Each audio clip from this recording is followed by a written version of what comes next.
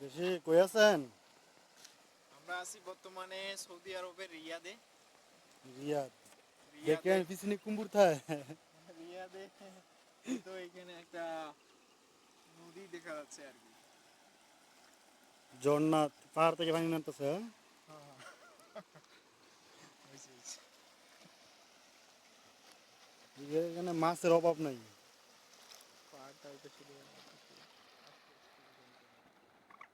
এই আস্তে। জঙ্গল, সৌদি আরবের জঙ্গল।